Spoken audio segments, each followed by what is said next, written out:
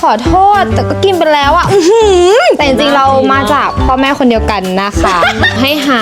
พ่อบุญธรรมมาตั้งชื่อใหม่ให้ทำไมถึงทำช่อง No One But Says ที่พูดตรงๆเลยว่าโสดทั้งคู่กินเยอะคือที่2ของเจ๊อันที่2ของเจ๊คือนิสัยดี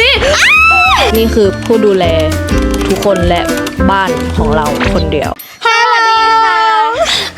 อันนี้เป็นคนไทยนี่เป็นต่างชาติสวัสดีค่ะทุกคน Welcome back to my channel นะคะวันนี้เรามาอยู่กับ No One But Says วันนี้เราก็จะมาตอบคำถาม Q&A ที่เคยตั้งไว้ในช่อง No One But Says นะคะสำหรับใครที่ยังไม่รู้จัก No One But Says นะคะก็อย่าลืมไปติดตามใน TikTok และ IG No One But Says ฝากด้วยนะคะก็เดี๋ยวเราจะมาดูคำถามกันเลยนะคะว่าแต่ละคนถามอะไรพวกเรามาบ้างแล้วก็คัดมากันประมาณ10 กว่าคำถามเนาะ Yes คำถามยอดฮิตเลยก็คือเรา2คนอายุห่างกันกี่ปีนะคะก็คือ1 ปีเชอรี่เกิดวันที่1ธันวาปี2000ค่ะซีเกิด23กันยาปี1999ค่ะคำถามต่อไปที่มาของชื่อเล่นหลายๆคนอาจจะงงว่าคนพี่ชื่อไซซีคือจีนมากส่วนคนน้องก็คือเชอรี่เป็นฝรั่งบอแต่จริงๆเรามาจากพ่อแม่คนเดียวกันนะคะพูดเรายิ่งดูน่าสงสัยกว่าเดิมต้องบอกก่อนว่าเชอรี่เคยเปลี่ยนชื่อมาจริงๆแล้วชื่อแรกเกิดของฉันคือไซเหลยเหตุผลที่เปลี่ยนเป็นเชอรี่ไม่ได้เปลี่ยนเองนะคะก็คือเรื่องนี้เป็นเรื่องที่ยาวนิดนึงแต่จะเล่าสั้นๆก็คือป่วยบ่อยความเชื่อของคนจีนใช่ไปหาหมออะไรมามากมายไม่หายโอเคจบเรามาพึ่งกันที่ดวงหาหมอดูกันเถอะเขาก็บอกมาว่าให้หาพ่อบุญธรรมมาตั้งชื่อใหม่ให้เป็นฟิลเหมือนมอบชีวิตใหม่ให้อะไรแบบนี้ค่ะก็เลยได้ชื่อเชอรี่แล้วก็เปลี่ยนชื่อจีนด้วยเป็นอู่จารี่นะคะก็จากพ่อบุญธรรมก็เลยกลายเป็นเชอรี่ตั้งแต่อนุบาล3เลยคือบ้านเราจะเป็นชิ่งจังนะคะก็คือแซ่จังอย่างชื่อจีนของซีก็คือจังจี้ซือชื่อเก่าเชอรี่คือจังจี้เหลยแต่ล่าสุดพอเชอรี่เปลี่ยนชื่อเล่นเนี่ยชื่อจีนก็เปลี่ยนเป็นอู่จารี่ก็เป็นนามสกุลของคุณพ่อบุญธรรมของเชอรี่เองใช่กลายเป็นว่าตอนนี้ถ้าเป็นชื่อจีนคือใช้คนละนามสกุลกันเลยใช่ก็เป็นแซ่อู่กับแซ่จังแต่ว่าตอนนี้นามสกุลไทยเชอรี่ก็ยังเป็นแซ่จังอยู่คือนั่นแหละมันงงนิดนึงเหมือนกันเนาะเอาเป็นว่าชื่อใหม่แค่มาเพื่อรักษาไม่เชื่อก็ต้องเชื่อแต่มันปาฏิหาริย์จริงไม่เชื่อก็ต้องเชื่อแต่คือมันอาจจะหลายปัจจัยแต่คือสุดท้ายแล้วมันช่วงเวลาและทุกอย่างประจวบเหมาะกันปุ๊บเปลี่ยนชื่อปุ๊บคือเลิกป่วยจริงๆไม่รู้ว่าโตขึ้นหรืออะไรก็ตามนะก็เลยชื่อเชอรี่มาจนถึงทุกวันนี้ใช่ส่วนซีนะคะชื่อไซซีตั้งแต่แรกเกิดจนถึงทุกวันนี้คือที่ชื่อไซซีเนี่ยเพราะว่าคุณพ่ออยากให้สวยเหมือนแม่นางไซซีนะคะแม่นางไซซีก็คือจะเป็น1 ใน 4สาวงามในประเทศจีนนั่นเองเพราะฉะนั้นใครอยากรู้ลองไปเซิร์ชเพิ่มตอนในวิกิพีเดียได้เลยค่ะ yes และนั่นก็คือที่มาของชื่อของเราสองคนค่ะไซซีเชอรี่ next ทำไมถึงทำช่อง No One But Says สำหรับซีจริงๆชวนเชอรี่ทำมาตั้งแต่แบบหลายปีแล้วอยากทำช่องด้วยกันหรือแบบอยากทำอะไรด้วยกันอะไรอย่างเงี้ยแล้วแกด้วยความที่ตอนนี้เราเป็นแบบฟรีแลนซ์เราไม่ได้ทำงานอะไรเรากำลังไล่ตามความฝันกันไปเราอยู่เรารู้สึกว่าเราอยากทำอะไรที่เป็นประโยชน์กับชีวิตนิดนึงแล้วก็รู้สึกเหมือนมีอะไรทำมากขึ้นแล้วก็ได้ทำอะไรร่วมกันมากขึ้นด้วยแล้วก็อาจจะเป็นงานของเราในอนาคตได้เหมือนกันก็เลยรู้สึกว่าอยากทำคืออย่างของซีรู้สึกว่าเรา2 คนเป็นอะไรที่สนิทกันมากแล้วก็ close กันมากๆอะไรหลายๆอย่างของพวกเรามันสนุกตอบข้อนี้คือถูกเลยคือเหมือนแบบใจจริงๆเวลาหลายๆครั้งที่ใช้ชีวิตกันอยู่แล้วจู่ๆตลกขึ้นมาแล้วเราจะพูดในใจก็แบบถ้ามีกล้องติดตอนนี้นะแม่งไวรัลแน่ๆมันตลกมากคือเรา2 คนเป็นพี่น้องที่แบบเล่นกันตลอดทุกอย่างมันแบบมันเอาเป็นว่าด้วยความเป็นคอนเทนต์เพื่อนสนิทมันจะมีจังหวะตลกแบบนั้นเกิดขึ้นในชีวิตบ่อยๆเป็นการแบบเหมือนถ่ายทอดในมุมพี่น้อง2 คนอะไรอย่างเงี้ยเพราะแบบเราก็ไม่รู้พี่น้องบ้านอื่นเป็นยังไงแต่เราอยากให้ทุกคนรู้ว่าพี่น้องบ้านเรา2 คนเป็นแบบนี้ต่อมาชื่อ No One But Says มาได้ยังไงอันนี้คือภูมิใจมากๆเพราะว่าเอาจริงๆจุดที่มันแบบเพราะแล้วก็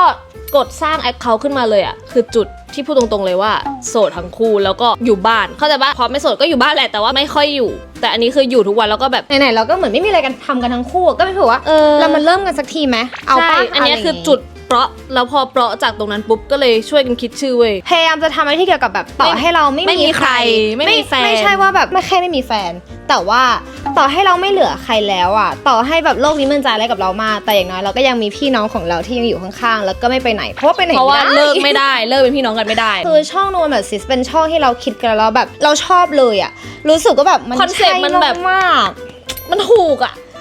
แล้วดีใจมากที่ไม่มีคนใช้เพราะว่าตอนแรกก็รู้สึกว่าชื่อมันไม่ได้ยากดูเบสิกเนาะที่แบบใครๆก็ดูคิดได้แต่ว่าไม่มีใครใช้เราไม่ต้องพลิกคำอะไรเลยก็เป็น No One But Says ตรงๆก็เลยแฮปปี้มากๆค่ะเย่ทำไมสนิทกันมากทำยังไงให้สนิทกันเชิญตอบก่อน ข้อแรกเหตุผลที่สนิทกันมากขอตอบแบบไวๆแบบสั้นๆก็คือเอาเป็นว่านอนด้วยกันมาตั้งแต่เด็กละกันแบบว่าอยู่ห้องนอนเดียวกันมาตั้งแต่เด็กจนถึงวันนี้ยังนอนห้องเดียวกัน20 กว่าปีทำไมถึงสนิทกันสำหรับซีรู้สึกว่าเราห่างกันแค่ปีเดียวมันเลยทำให้รู้สึกว่ามันไม่ได้เป็นพี่น้องกันขนาดนั้นมันมีความเป็นเพื่อนซีอ่ะก็คือเพื่อนเชอรี่อะไรอย่างเงี้ยคือเราไม่ได้สนิทกันแค่ตัวเรา2คนแต่ว่าเราสนิทกันยันคนรอบข้างของพวกเราด้วยอะไรอย่างงี้แล้วก็นอกเหนือจากพวกนั้นก็อาจจะเป็นเพราะว่าเราแบบว่าเรียนโรงเรียนเดียวกันมาตั้งแต่เด็กชีวิตทุกอย่างมันสอดคล้องไปด้วยกันเข้าใจปะสังคมมันใกล้กันไปหมดในทุกๆอย่างตั้งแต่เด็กอะไรเงี้ยทำให้สนิทกันสำหรับซีรู้สึกว่าเราต้องคุยกันซีมองว่าการคุยกันมันเป็นเหมือนการเปิดใจให้กันให้เขาได้มีความรู้สึกว่าคนนี้เขาเซฟกับเราที่จะแบบคุยกับทุกเรื่องนะอะไรอย่างเงี้ยแล้วซีมองว่าการที่เป็นพี่น้องแล้วคุยทุกเรื่องมันเป็นอะไรที่แบบเราไม่ต้องคุยกับคนอื่นแล้วอะแกมีพี่น้องทั้งทีอะฉันรู้สึกว่าลองดูใครที่ยังไม่สนิทกันอะลองเปิดใจให้พี่น้องของตัวเองดูเพราะว่านี่ก็มีเพื่อนที่พี่น้องไม่สนิทกันเพราะว่าอาจจะต่างเพศหรือวัยห่างกันเยอะอะไรเงี้ยแต่จริงๆก็มีคนที่ห่างกันเยอะหรือต่างเพศสนิทกันก็มีนิสัยที่เหมือนกันสุดๆตอบพร้อมกันเหรอลองดูปะลองดูแกมีกี่อันตอนนี้คิดออกอันเดียวโอเคงั้นจะเอาความคิดแรกมี2 อันละงั้นความคิดแรกคำที่2งั้นขอใบให้ว่าอันแรกโง่ๆอะของเจ๊ก็โง่ๆเหมือนกัน1 2 3นิสัยดีอ๋อแต่กินเยอะคือที่2ของเจ๊อันที่2ของเจ๊คือนิสัยดีโกหกนะเชอไม่ได้โกหกเชอแต่ไม่ใช่คำว่านิสัยดีที่เชอไม่ได้ออกตอนแรกเพราะว่าเชอคิดว่าแค่แบบเราเติบโตมาดีหมายถึงว่าเราเป็นคนเข้าใจโลกอะไรประมาณนั้นของเชอคือเราท็อปิกเราพูดถึงท็อปิกนี้ก่อนละกันคือท็อปิกนี้คือท็อปิกที่เรา2คนคุยกันตลอดว่าทำไมเรา2คนถึงแบบโอเคงั้นเริ่มด้วยข้อนิสัยดีจังเฮ้ยมันแปลกๆป่ะเราพูดกันเองไม่แปลกเพราะว่าคนรอบตัวก็พูดนะกับฉันนะอันนี้ก็เลยค่อนข้างที่จะแบบมั่นใจงั้นขอเคลมให้มันเคลียร์ก่อนว่าทุกคนมีด้านดีและด้านไม่ดีรวมถึงเรา2คนคือฉันก็มีนิสัยที่ไม่ดีเว้ยแต่ว่าเรากำลังพูดถึงด้านดีๆที่อยู่ในส่วนรวมได้ด้านไม่ดีบางทีเราอาจจะเผลอใช้กับคนที่เราสนิทหรืออะไรแบบนี้มันเกิดขึ้นได้เฮ้ยเป็นเหมือนกันเลยใช่ยิ่งสนิทยิ่งโชว์ด้านไม่ดีเยอะเว้ยซึ่งมันเป็นเรื่องทั่วไปของคนทั่วไปแต่ที่จะพูดคือการอยู่ร่วมสังคมแบบธรรมดากลางๆไม่ต้องลึกซึ้งอ่ะฉันรู้สึกว่าเราเป็นคนที่ไม่ต้องใช้คำว่านิสัยดีก็ได้แต่เราเข้าใจทุกคนสมมุติว่ามีเหตุการณ์อะไรที่มันมี2ฝ่ายอ่ะคือเราเข้าใจทั้งเหตุผลของทุกคนว่าทำไมคนนี้ถึงทำแบบนี้ทำไมคนนี้ถึงทำแบบนี้แล้วเราก็แบบพยายามหาทางออกที่เป็นตรงกลางเสมอเราไม่เคยแบบไบแยสกับอะไรเท่าไหร่ใช่รู้สึกว่าเรา2คนเป็นที่แบบเบลนด์อินกับสังคมได้ง่ายรู้สึกว่าแบบเราอยู่กับใครก็ได้เป็นคนที่อยู่ไม่ยากแล้วก็จะชอบทำให้แบบมวลตรงนั้นอะที่เราอยู่อะมันดีอะไรอย่างงี้ด้วยปะด้วยความที่เราเป็น extrovert กล้าพูดได้เลยว่าความเป็น extrovert ของเราทำให้เราอยากทำให้ที่ตรงนั้นที่เราอยู่อะที่มีคนอยู่รอบตัวเราอะมีแต่ positive energy ใช่อันเนี้ยไม่รู้ว่าบ้านอื่นคุยกันไหมแต่เรา2คนนะคุยกันที่ท็อปิกนี้แบบบ่อยมากแบบว่าทำไมเราเป็นคนดีจังนี่พูดให้ฟังแบบมั่นๆเลยว่าอันนี้คือแบบมั่นและเรียวมากเพราะเรา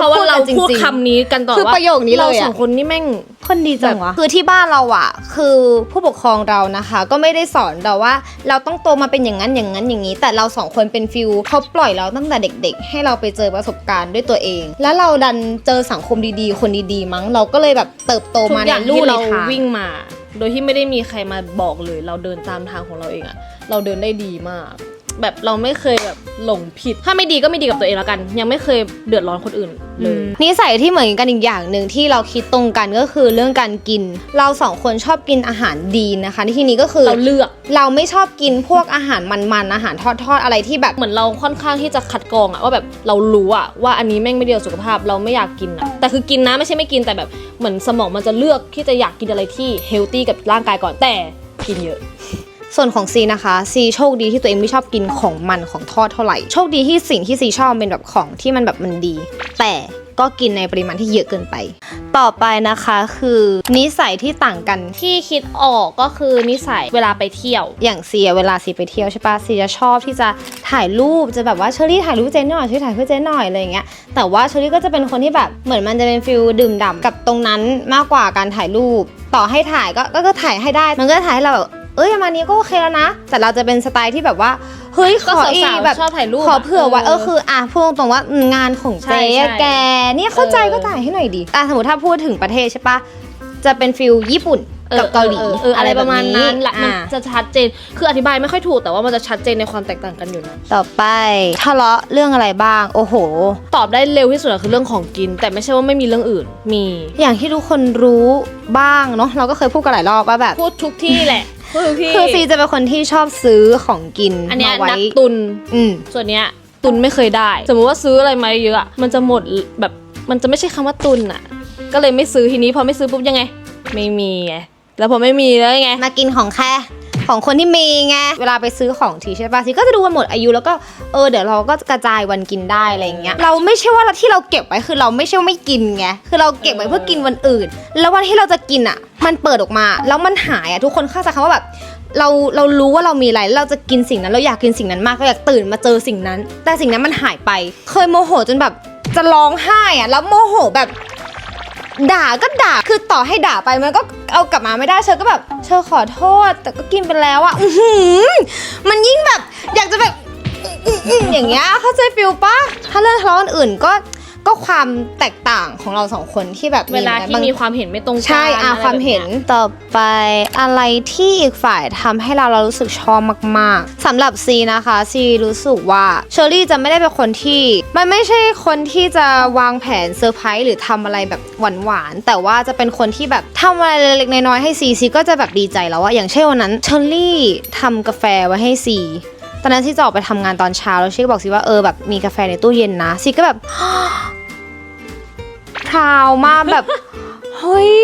ภูมิใจมากๆแบบไม่รู้ว่าแค่รู้สึกว่าแค่นี้สำหรับซีรู้สึกว่าตื้นตันไปทั้งวันแล้วอะถ้าซีชอบกินอะไรแล้วแบบถ้าเชอรี่ไปเจอแล้วราคามันไม่ได้แบบแรงมากเลยซีก็ซื้อมาฝากซีอะไรแค่นี้ก็คือแบบชอบแฮปปี้แล้วสำหรับซีจริงๆจะตอบเหมือนกันแต่ว่าอาจจะต้องสลับกันของกูเป็นเรื่องเล็กของเรื่องใหญ่ เพราะว่าเจ๋งมันจะเป็นคนที่มีอะไรใหญ่ๆมาให้ได้เข้าใจปะคือฉันไม่มีไงฉันก็เลยให้ได้อะไรเล็กๆแต่อันนี้เขามีอะไรใหญ่ให้ได้แล้วก็ให้ฉันด้วยอย่างเช่นแบบมีเพื่อนเป็น100เป็น10แต่ว่าก็พาฉันไปกินโอมากาเสะแบบสมมติมันได้รีวิวก็พาไปได้1คนก็ให้เราอะคือแบบบางทีอาจจะไม่ต้องให้ฉันก็ได้แต่ว่าให้ฉันหลายครั้งฉันชีวิตนี้ฉันไม่ได้กินโอมากาเสะเลยถ้าฉันไม่ใช่น้องสาวมันนะคะ แล้วก็แบบไม่แบบเรารู้สึกว่าเวลาเรามีอะไรดีเราก็อยากจะแบบแบ่งปันให้แกงทุกครั้งที่ไปเกาหลีก็จะต้องให้อะไรกลับมาโดยที่แบบไม่จำเป็นต้องให้ก็ได้ถูกปะแต่ก็จะให้แล้วก็ชลิจะมีโจทย์แล้วซีก็จะไปเพราะว่าชลิทำตามโจทย์ไม่ค่อยรู้เยอะแบบไม่สามารถบอกว่าชลิอยากได้อันนี้สีนี้รุ่นนี้ไม่รู้แบบไม่มีลิปอะขอลิปสักแท่งแล้วกันข้อดีของเจก็คือเจแม่งแบบสีนี้จะเข้ากับมึงสีนี้จะเข้ากับมึงมากอะไรอย่างเงี้ยคือมันจะคิดถึงแบบเป็นคนดีเทลดีเทลอะคิดเยอะอะเราจะแบบคิดไว้แล้วว่าโอเคชลิอยากได้ลิปปากเชอรี่มันแห้งปากเชอรี่มันอย่างนั้นมันต้องเป็นอย่างนี้มันต้องเป็นอย่างนี้อะไรอย่างเงี้ยสีนี้อะไรอย่างเงี้ยใช่สิ่งที่เป็นห่วงอยากตักเตือนกันและกันเรื่องการใช้เสียงละกันเพราะว่าซีเป็นคนที่ตอนนี้เส้นเสียงอยากเสพแล้วต่อให้มันดีขึ้นอะมันก็จะไม่เหมือนเดิมมันก็จะยังมีความรู้สึกที่แบบเรารู้ว่ามันไม่ใช่แบบเสียงของเราที่มันเหมือนเดิม 100%คือเชอรี่เป็นคนที่ต้องใช้เสียงนะคะแล้วเป็นคนที่เสียงดังในชีวิตจริงก็เสียงดังแล้วก็จะชอบแบบติดกรีดอะเวลาแบบเล่นอะไรก็จะแบบหัวเราะทีก็คือได้ยินไป8บ้าน9บ้านอะไรอย่างเงี้ยก็คือเป็นห่วงเส้นเสียงแล้วกันเพราะรู้สึกว่ายังอยากจะเดินในทางนี้ของแกไปอีกนานๆก็อยากให้รักษาเส้นเสียงแกไว้ดีๆส่วนฉันก็อาจจะเป็นแกเริ่มมีการแก้ไขแล้วเป็นห่วงและอยากตักเตือนก็คืออยากทำอะไรให้รีบทำซึ่งเริ่มแล้วก็คืออันนี้เจ๋เป็นคนที่มีอะไรหลายๆอย่างที่อยากทำเหมือนอยากทำเยอะอะแต่ว่าออกมาได้ไม่หมดสักทีอะไรอย่างเงี้ยรู้สึกว่าวัยนี้แหละต้องแบบซัดให้หมดอะไรอย่างเงี้ยแบบทุกอย่างที่อยากทำซึ่งตอนนี้ก็มี YouTube ที่กลับมาแล้วก็ฝากทุกคนติดตามเพราะว่ามันจะทำจริงจังเราเห็นว่าแบบมันอยากทำมาตั้งนานแล้ว YouTube แต่ที่ผ่านมาก็เหมือนแบบมันแบบแบ่งไม่ได้แล้วก็ทำได้นานๆครั้งคือทำแล้วแต่ยังไม่ตามเป้าซึ่งตอนนี้มันเริ่มเข้ามาตามเป้าแล้วมันยังมีอีกหลายอย่างไม่ว่าจะเป็นแบรนด์หรืออะไรก็ตามที่อยากทำmerchandise อะไรรู้สึกว่าเชียร์ว่าอยากให้ทำมากรู้สึกว่ามึงเหมาะที่จะทำถ้าแบบเริ่มต้นปุ๊บจะต้องไปได้สวยแน่นอนก็ขอให้ทำแบบยิ่งวัยเนี้ยคือแบบรีบทำโอเคจริงๆก็อย่างที่เชอรี่พูดแหละจริงมีเป้าหมายหลายอย่างในชีวิตมากแต่ว่าบางทีเราก็มีเป้าหมายแบบมันก็มีหลายอย่างที่ต้องจัดการจนแบบบางทีเราก็ manage แต่ละอย่างไม่ได้ใช่ตอนนี้เป้าหมายที่เจ๊อยากทำมากๆอย่างก็คือแบบของโนวันบัตซิสนะงงอะดิเดี๋ยวรอดูนะคะอนาคตถ้าแบบช่องเราเติบโตไปในแบบที่เราคิดไว้อาจจะมีอะไรหลายอย่างเกิดขึ้นไปกันต่อดีกว่าเดี๋ยวสปอยเกินสิ่งที่อยากชื่นชมกันและกันอยากจะชมเชอรี่เรื่องเกี่ยวกับ ความฝันที่มันมีแล้วกันคือมันเป็นคนที่มีความฝันคือตอนนี้ทุกคนก็รู้แหละว่าความฝันของมันก็คือการอยากเป็นนักร้องซีไม่อยากจะเชื่อเลยว่าเชอรี่จะสามารถแต่งเพลงได้แล้วตอนนี้ก็คือปล่อยมา2เพลงแล้วเพลงที่3ก็กำลังดำเนินแล้วก็มีเพลงต่อไปที่แบบ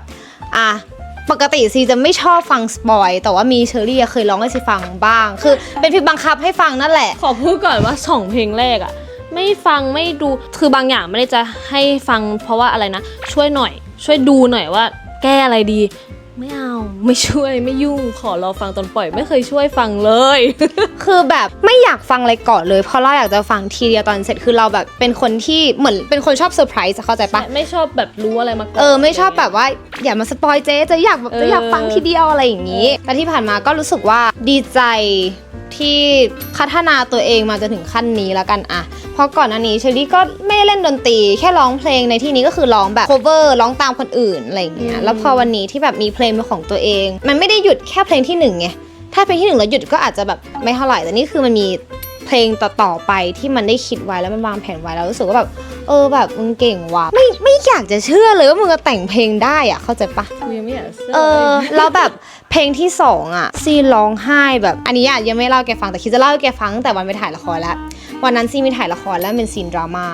แล้วสิ่งที่ทำให้ซีแบบรู้สึกฟีลไปกับมันเลยก็คือเพลงไม่จากไปจากใจเรามีความรู้สึกไปกับมันอะไรเงี้ยเพราะฉะนั้นรู้สึกทำถึงนะแล้วก็ทำต่อแต่ทำดีแล้วทำดีได้อีกคือซีแบบคือตอนแรกเราคุยว่าเราอยากทำรีแอคชั่นสุดท้ายก็คือดูเลยที่ไม่ได้ถ่ายรีแอคชั่นเพราะว่าไม่ตรงกันใช่ก็ไม่ดูสักทีคือพอยังไม่มีคิวที่ตรงกันก็ไม่ดูแล้วนะไม่ดูแบบยังไม่อยากดูแบบอยากถ่ายทีเดียวอยากตั้งใจดูแบบอยากจะดูทีเดียวอะไรอย่างเงี้ยแต่สรุปวันที่ดูคือน่าจะปล่อยไปแล้วเดือนนึงนะเอาจริงๆก่อนจะได้ดูอะแต่ดูคือน้ำตาแตกแต่ไม่ได้ถ่ายไว้แล้วร้องไห้แบบมีคลิปนะแต่ว่าหน้าสดมากเลยเดี๋ยวขอพิจารณาก่อนว่าลงได้ไม่ได้กลัวไม่อุบาทอยู่อ่ะตาแกเปลี่ยนเรื่องดีกว่าของเชออยากชื่นชมในเรื่องที่เจเป็นคนที่ดูแลที่บ้านด้วยตัวเองคนเดียวเป็นการเปิดให้ทุกคนรับฟังแล้วกันว่าแบบในบ้านเราอ่ะนี่คือผู้ดูแลทุกคนและบ้านของเราคนเดียวในอายุ24ปีตั้งแต่อายุเท่าไหร่ไม่รู้แหละคนเดียวเจมมันสามารถได้โอกาสในการทำงานอะไรแบบนี้มาตั้งแต่เด็กใช่ไหมล่ะทุกคนก็น่าจะติดตามมันอะไรเงี้ยจริงๆถ้าไม่ต้องดูแลที่บ้านมันสามารถแบบว่าทำอะไรได้อีกเยอะแต่ว่ามันยอมแล้วเสียสละแล้วก็มาดูแลที่บ้านอันนี้เป็นสิ่งที่อยากชื่นชมเพราะว่ามันยากนะการเสียสละที่ไม่ใช่เสียสละเล็กๆเอาเป็นว่าที่บ้านหลังนึงที่ต้องใช้อ่ะมันเท่าไหร่แล้วกี่ปีมาแล้ว5ปี6ปี10ปีลองไปคิดดูแล้วกันว่าเสียสละมาเท่าไหร่อันนี้คือแบบทุกคนบอกว่าแล้วกูจะคิดออกปะ ไม่ได้อยู่บ้านเดียวกันนะประมาณนั้นเรื่องนี้คือชื่นชมจนวันตายจบข้อสุดท้ายความลับที่ไม่เคยบอกอีกคนถึงแม้ว่าจะพูดตลอดว่าจะปรับปรุงแล้วไม่แอบกินแล้วแต่ก็ยังมีแอบกินอะไรบ้างอยู่เนียนๆเช่นไดมอนด์เกรนที่มันสามารถกินได้แบบเนียนๆให้แบบไม่รู้ว่าปริมาณมันลดกินสีอะไรไปสีม่วงหรอไม่รู้สึกจริงเลยกินเยอะด้วยแต่ว่าเหมือนพอเห็นแล้วอะเพราะเมื่อวานเจ๊ก็กินเริ่มจะหดแล้วหยุดเดี๋ยวจะดูออกเมื่อวานเจ๊ก็กินแต่ก็ไม่รู้สึกว่าครับไม่เป็นไรไม่โกรธส่วนความลับของเจ๊ก็คือเจ๊อะเห็นความลับของแกอย่างนึงก็คือเวลาแกทาอะไรก็แล้วแต่แกชอบป้ายไว้ที่เตียงแกใช่เจ๊ก็เลยคือซีจะนั่งแบบว่าแต่งหน้าทาครีมแบบตอนกลางคืนตอนเช้าอะไรเงี้ยซีจะทาลิปมันแล้วซีก็เหลือบไปเห็นโอ้โหเชอรี่มันต้องป้ายตรงนี้ประจำแน่นอนเห็นรอยนิ้วเยอะมากเราก็เลยแบบไหนมันก็ป้ายแล้วเราก็เลยแบบบางทีเหลือลิปมันที่นิ้วอ่ะแล้วก็ทาครีมต่อไงเราก็เลยแบบแหมแล้วเราก็ ไม่รู้เลยใช่ปะไม่รู้หรือว่าเป็นของตัวเองคนเดียวเลยไม่ค่อยเห็นละไม่ค่อยได้ป้ายละแต่ว่าเคยป้ายอยู่ตรงนั้นแบบอายแชโดว์มันจะเป็นจุดใช่คือมีหลายสีมากรู้ปะเพราะว่าอายแชโดว์สีชมพูแล้วก็ผ้าปูสีชมพูแต่คนสีผู้คนละเฉดนะนั่นเลยค่ะก็ประมาณนี้ละกันเนาะจบคลิปแล้วหวังว่าทุกคนจะ enjoy คลิปนี้นะคะแล้วก็หวังว่าทุกคนจะรู้จักพวกเรา2คนมากขึ้นแล้วก็รักพวกเราที่พวกเราเป็น No one but sis จังซี่เนอะเย้โอเคงั้นเจอกันคลิปต่อไปนะคะตอนนี้ก็ไปก่อนนะบ๊ายบายฝากช่องพวกเรา2คนด้วยนะคะ No one but sis นะคะทั้งใน Instagram แล้วก็ TikTok ค่ะ